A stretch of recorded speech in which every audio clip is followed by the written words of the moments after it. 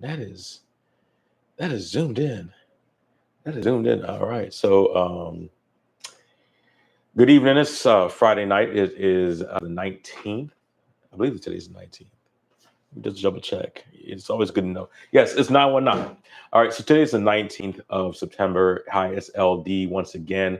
Welcome to my channel. I know it's been a long time since I've posted. Been a long time since I've gone live. Out here right now in the home office, I just wanted to touch on some things and take a few moments to actually go live and set up. We'll see how this thing works. Welcome again for those who are new or who are catching this live after the fact. Thank you for watching. Thank you for subscribing, especially those in the comments, because for whatever reason, I have it set up to where you have to, I guess, subscribe in order to comment. But for future involvement, I look forward to talking to you guys. And so, anyway, uh, so let's talk about let's do some catch up. So catching up now, I am actually in my I guess Florida studio. So I'm back in Florida. A lot of stuff has happened over the year. I have now moved from San Diego back to Tampa, Florida, and doing a lot of things. I caught myself next month retiring from consumer photography. Hey, TJ, I see you down there. Hopefully, I got good audio and got good video. Thank you very much for looking good. I still don't know. I think I'm going to figure this out though, how to do a sharing screen, and that's going to be for like the last half of this, and hopefully that will help me put out better content over the future. So, like I said, I'm now here in Tampa, Florida, um, from San Diego. Been out here now actually almost a year now, but really fully made the full transition at the beginning of this year. I call myself uh, semi-retiring next month. It will be almost my 28th year, almost 30 years, actually over 30 years, 33 years of doing photography altogether, and about 22 years on a professional level.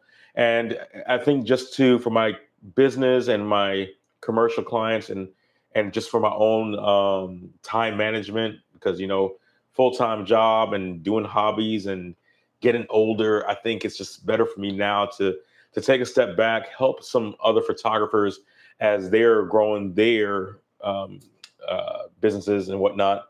And so, uh, am I inside the YouTube live studio? So I think I am.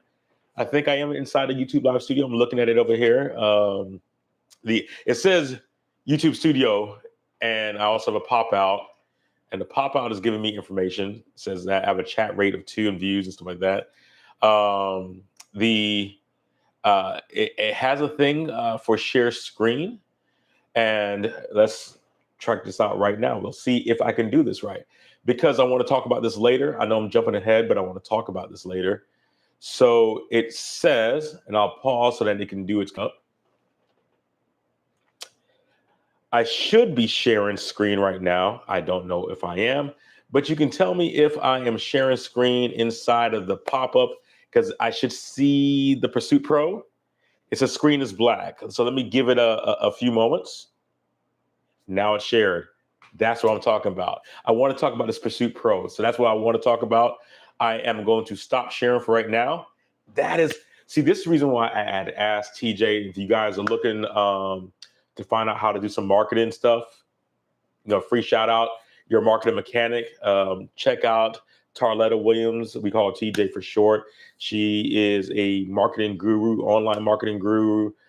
Great with small business. She does modeling. She does photography. She's just absolutely an amazing individual. Check her out. I think she has some kind of workshops coming up soon, and you can find her on her page. And if she, after this, because I don't know if I have my comments come up after this, but in the comments, I will try to put her link for her things inside of the comments after this. All right. And she sent me a screenshot. Let me come out of here. So back to this. So now I'm in Florida. Want to be able to give more quality, more time to, printing, to doing some travel photography. still doing headshots, fine art, boudoir, stuff like that, but getting more and more away from the consumer side. Not to say I won't do portraits, but it's probably not going to be something that's going to be marketed. I still like to do fashion, still like to do projects and do project photography, not photographing projects, but you know what I mean. So that's where it is. You know, there's a lot of great photographers that I know that are still killing it in the industry, and I want to give them opportunities and great customers, great clients, right? Other than that, or I'm just pretty much plain old broke and can't get any clients. Whichever one you want to take, that's what it is. But here we are still. Also, we'll be doing some traveling. Have been doing some traveling this year. Actually, got a chance to go to Alaska this year for the first time, which was absolutely amazing for 2 weeks. And just came back from a cruise to the Bahamas, my first cruise. So did that. And, more and more, I realized that I want to be able to capture photography more and more on the road and print that out. So that's where I'm at. And I'm trying to keep this under 30 minutes. So this is one of the things I want to move along. But if you have any questions about that, feel free to leave in comments or whatnot, and I will answer them. I'm going to try to do this at least once every 2 weeks on a Friday night at 10 o'clock, 10 p.m. You know what time it is. That reminds me of my old DJ Late Night back on the ship. You know what time it is, 10 o'clock, 10 p.m., 2200. So channel direction, though. Let's talk about channel direction. I have a lot of content that I've shot over the past year. From everything from cooking to photography to travel to just walking around, and I will post them. I am getting ready for a half marathon later on this year in Jamaica, but really it's a 10K portion of the half marathon. Bad knees, bad back, but still going to try to do that and walk that out. What else I got? And I got a list over here. I know I probably should have the screen over on this side, but hey, it is what it is. So I'm going to talk about some BTS stuff. I'm going to probably do some live shoots and training tutorials. Want to do some business lifestyle reviews.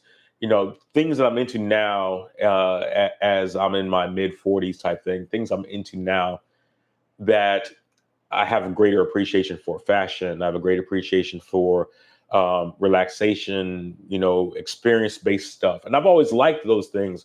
But like now, I think the appreciation is more for myself than it is for any kind of projection or broadcast. And so that's what it is for me. What else I got going on? Gear and product reviews. I want to start doing that too as well.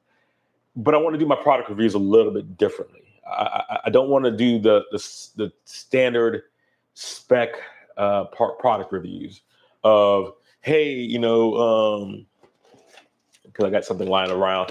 Like, hey, I don't want to do a standard like, oh, this is a 100 megapixel camera and it shoots at this and this. I want to start going to like, hey, why did I get this lens? What did this lens help me do? All that kind of stuff. Or why do I use this body or whatnot? Or, hey, needless plug or shameless plug, why I got the hold fast and why I got this hold fast holster single. So I want to do more of that. Start talking about, so hold on. See, like this is things. So I was told I have a little bit of headspace and that I should lower my camera. And maybe that's a little bit better, right? Which actually I do like it. It does look a little bit better. So thank you for that. And see, now this is things I needed to know. So I appreciate that. So I'm lowering the camera. And once again, that came from TJ Tarletta. Check her out. Hopefully this comes up a little bit better. But anyway, so I want to talk about why I do certain things or why I use certain equipment or, how it benefited from me. I also want to give you alternatives. One of the things I've started looking at now is watches. I don't know what it is about photographers and watches that eventually they interact. And then once the problem is that once you get into watches, eventually cars come up. Hopefully I don't get that far down the rabbit hole because like I said, like I like to say, I'm not a watch collector, but I have an ever growing collection. I have an appreciation for watches, and there are watches that resonate for me. I get a lot of watch content. Tomorrow is Saturday morning, and for watch guys, Saturday morning is like our cartoon day because you have so much watch content on YouTube on Saturday morning that it blows your mind, and that is the time to get that watch content. Um, Shout out to Clyde down there in Miami, right? The Trini Brethren. Shout out to Mike, this watch, that watch, or is it that watch, this watch? Anyway, um, and there's a lot of YouTube content that you can get sucked in, and a lot of opinions, and some of those opinions will align with you. Some of those you will disagree with. Everybody has an opinion; it's their own. You may like my opinion, you may resonate, you may not resonate. So that's the big thing. Then what else I want to get to? Vices, other vices like traveling is a vice.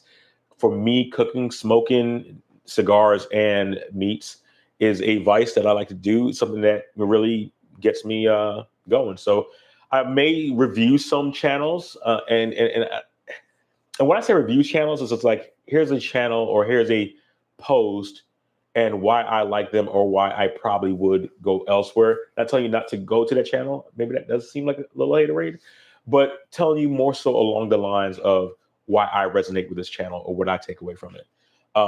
Especially in the watch thing or RVs or, like I said, there's a lot of content in YouTube.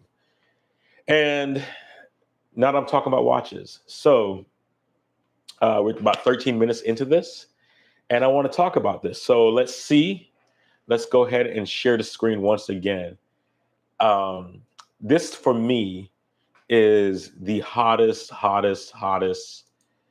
drop so far. Now, watches, watches is weird, and I'm going to tell you why watches are weird. Because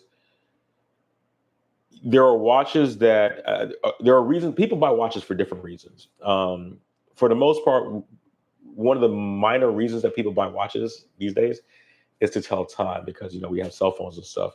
But it's always great to have a local reference, especially if you're cruising. I'm going to tell you this right now: if you're cruising or traveling or whatever, you need to have a local reference that is fixed, that you have to change. It doesn't automatically change. And I'm going to jump back to real quick before I go into this. When I was in Mexico, the time zone was different than when it was in San Diego or whatever. And I understood that, but my phone was showing a different time zone than what it was actually at the resort. And what made it bad was that I had my Garmin smartwatch on, which gets the time from my phone. So that's what I'm using as a reference, but it's based off of an external reference. So now usually when I travel, I'll usually travel with two watches and my smartwatch. I'll have a watch that is a fixed reference watch. So that is the watch. And then I have a watch that is usually the local time, especially on a cruise. I have a watch that's always going to be shipped or set to ship's time. And that is the watch that I'm going to carry. Now, that being said, this goes into GMTs. While I appreciate GMT watches for the most part, and I love a good GMT, especially a Flyers GMT. The big thing about it is that I don't like cluttered dials. I like really, really pretty much basic dials. And when it comes to GMT watches, I'm more of a fan of the dual time watch as opposed to a GMT jumping hour or whatever. I even have a world time watch. I was seeing if I have it back here. I don't have it back here. It's probably somewhere around here in another box. A Citizen that gets an atomic signal. It checks every night. I know it's accurate. It has a moon phase. It has all the stuff that I need on it as far as complication, except for a chronograph. Even though I'm not a big chronograph fan, but it is what it is. So where we at? Now, this Pursuit Pro, and really, really quick, this thing is just the most different watch I've seen in a long time for what it is, and especially at this price point. And I'm going to throw this price point out there. You're looking at this right now, $1,400. And the first thing that everybody's going to say is like, oh my gosh, $1,400 for a not only a micro brand watch, who you think you are, Christopher Ward, or now you're going into long jeans or even Tudor price points. I will say this: spec sheet, and to me, with watches, it has to resonate to you. Spec sheet, though, you'll be hard pressed to find a watch that goes toe to toe for less than what the Jack Mason goes, especially with the Swiss movement, especially with 200 meters water resistance, especially with a bidirectional bezel. There are things I like about this watch. There are things I think that are absolutely amazing. And so this is kind of one of those things where I really do want to actually talk about this. Now, we're going to scroll down real quick.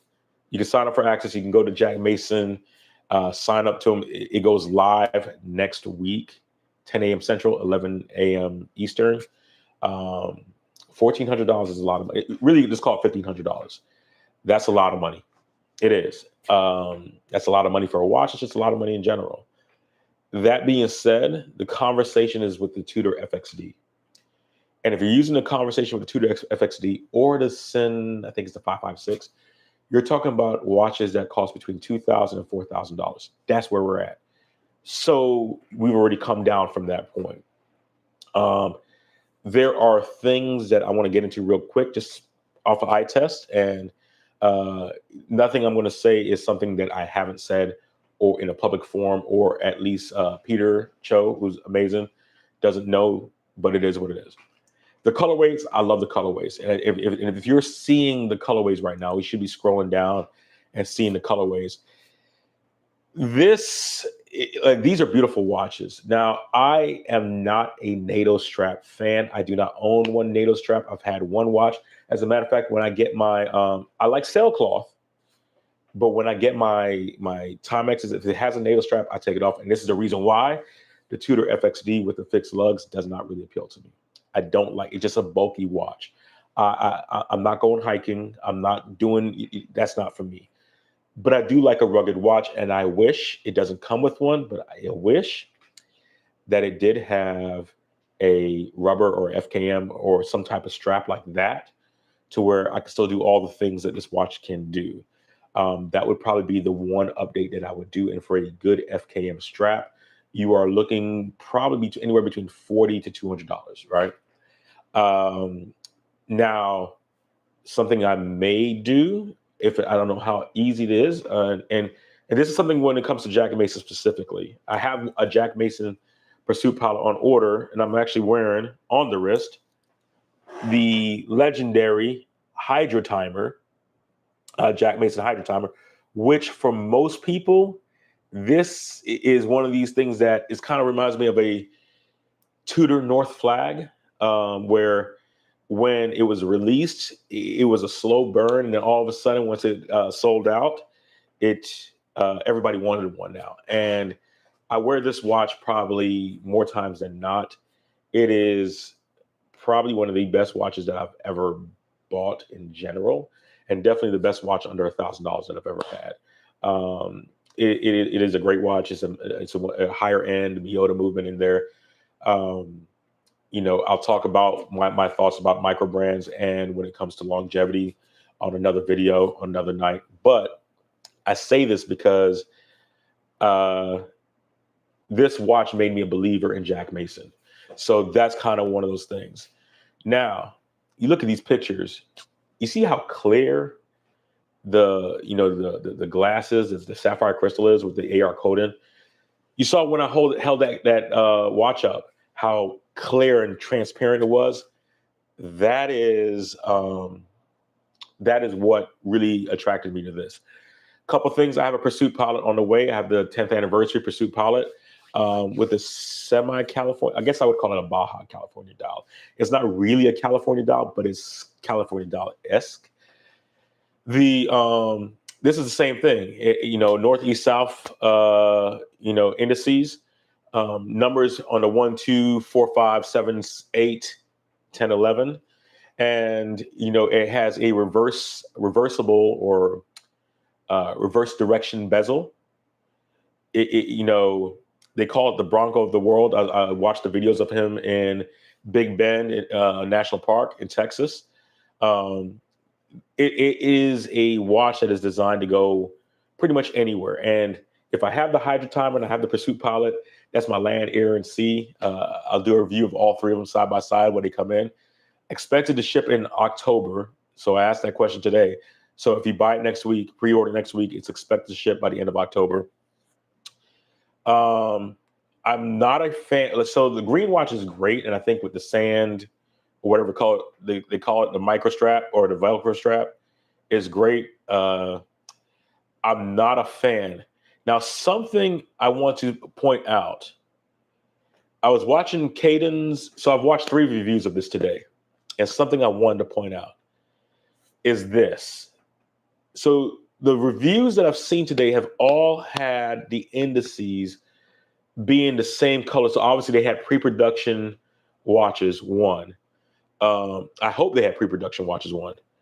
2, because they had pre-production watches, I think all their colors were all one color. And this is both blue and green color, loomed bezel. That is something that is a higher level product. That is not something that you find in a lot of, even almost any of these other micro brands under $1,500. So that is something that is really, really good. Now they take the La Joux G101. If you know about the G100s and G101s, there are great movements, great Swiss movements. Somebody will tell you, oh, it's a modified Miyota movement from Citizen, right? That's like saying that something is like just a basic ETA or a basic Salida movement when it's actually been modified. That might be the framework, but it's actually been modified at higher levels. And then they regulate it with the standard Jack Mason plus minus 5 seconds a day, right? Which this right here has been keeping 0+2 most times. And once you know that 0+2, you not only do you get into COSC certification ranges, you actually get into Rolex superlative certification ranges, right? Which is that -2+2. So I'm not saying that's what it is. I'm saying that you're in that range. Let me see how I am on time. I got some good time going on and no comments inside the chat. All right. The 68-hour power reserve, great for the weekend. That's all it is. I am a fan of no-date watches. The reason why I'm a fan of no-date automatic watches is because I can pick it up and go. And this is where, for me, the +-2 second or 3 second or +10 or -20 is not a biggest deal for me, because if I got to pick up a watch, put it on, like, where's this at? So this is my Timex, which is funny. So this is my Timex MK1, no date, right? It stopped. And if I was to pick this up tomorrow morning and actually go out and wear this, I would wind it, set it to pretty much 3 minutes faster than what it is. So because I usually, old school, usually have like 5 minutes fast. I will set it faster than what it is. And then I'm just using it as a reference. I'm not using it for exact time, because if I want to use the exact time, I use the phone. So that's where we're at. That's just me, though. That might not be you. That may not be you. The couple things, anti-magnetic. One thing I do want to point out, and if you see this, 2 things on this bezel, right? Well, 3 things actually, now that I'm looking at the close-up of the bezel. The thing that I see on the bezel right now is, first of all, you have this 5-minute counter, 5-minute or 5-second. And I say minute on the bezel, but really, even though it's a countdown bezel, you can use these as minutes and you can use these as seconds, right? So that's what makes it even more helpful to use it. But I do like the high visibility 5 orange on the 5 countdown. I liked the flat, I don't want to say brushed, but etching is that better way to use it? On the bezel. That's one of the reasons why I like this Hydra Timer, because it didn't have the glossy ceramic bezel. And not only is it loomed, but on the end, on the coin edge of this, that's a bezel guard that's what gives it the 42 as opposed to a regular 40 or 41. That I like that too. So that when you bump it and hit it, there's a watch called Mule Glashuta that they have, a SAR watch that has a rubber bezel. So it's designed to get banged around and get beat up. I like that. And those three things are really, it's like those details. And I think that, yeah, here it is, the protective bezel guard, right?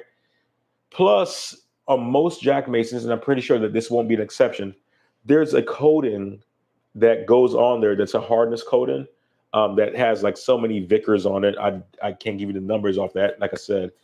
But to me, I mean, like I've had this watch like 6 months now, and like I said, I wear this daily, and I don't think that you can see. Oh, and sorry for good product placement. You can see the levels of scratches on there. That's the scratches on it. I wear this daily, but on the desk, and like so, let me wipe it down so you can see the scratches even better. That's not that much. I mean, this is kind of where I say, for 6 months wearing almost every day. Oh man, no, I'll take that all day long. And so these are some of the stats that they have on there. Things that matter to me more so than matter to you. Power reserve, movement. It doesn't have to be an in-house movement, but a good high quality movement. It shows me that you're going to put high quality products inside of it. And when Jack Mason gives you, I think, a 5-year, and quote me if I'm wrong, a 5-year warranty on it, hey, you're saying it probably could last 10 years, but we're going to do 5 years, right? The 200-meter water resistant is great, right? I think the Stratotimer is 200 meters water resistant. The biggest thing, though, is the quick release. The quick release strap for me is a big deal, right? Because once I get that rubber on there, I will probably change and put rubber on there. 42 millimeter bezel, 40 millimeter case, 12.5 millimeter. It's underneath that, 13 actually underneath that 14. So it can go underneath a long sleeve. This 42 by 47 is going to make it actually compact. So even on a smaller wrist, it's going to look. I am interested though, because like I said, it says 20 millimeter lug width, and Caden, he showed how the Pursuit Pilot is a 20 millimeter, and it didn't exactly, the strap or the bracelet didn't exactly fit perfectly. So I want to see how that works out. But like I said, that to me, that is a really, really, man, it's such a mess right here. TJ, you should have told me to clean this up right here. But anyway, to me, that is, I am excited. I will probably go ahead and pre-register next week for one. I am absolutely excited and ecstatic to get one. I have the Pursuit Pilot 10th anniversary coming in. If I get that coming in, I will probably do a review or a live review in November with all three of them in hand, and I am excited about that. Okay, I got 2 minutes left on this thing. I don't really got 2 minutes, but I don't want to make this longer than 30 minutes. Long form, I do enjoy long form YouTube. I think that you get a lot more value out of it. Don't want to waste time, but I think you get value and you can find out somebody's personality and just learn a lot more. And that's kind of what I want to do. I want to take this time in the future, hopefully a little bit shorter, maybe 20 minutes, go over maybe a shoot, maybe some pictures, why I did something or why I chose something, and just add more informational content to this channel. I thank you for those who have already subscribed, all like 352 or 62 of you. I would like to get to 500 soon. So hopefully that's my goal by the end of the year, is to get to 500 subscribers on this channel. Is that a lot? No, but that's a lot for me. That means that there's 500 people who actually care what I got to say. So I look forward to that. Other than that, if you have any questions or want to know about anything, had a former model who's now doing photographer, that's out of Vegas and Las Vegas and Atlanta, who had an issue with Canon, and he asked me like, how does he fix it? And I told him to change it to a Nikon. No, something simple like, hey, use some isopropyl alcohol, clean the contacts, and that's something that you can do and test and break things down. And he asked the questions. Simple, doesn't sound like a lot, but it's something. And I think as I go through, I will try to slow down my pace because I know I'm talking really, really fast, because I am trying to get out of here in the next 15 seconds. If I had a countdown bezel on my watch, I probably would have been able to time that much better. But since I don't, I'm going to let you have your Friday night back. And like a fat kid in dodgeball, I'm out. Now I got to end the stream.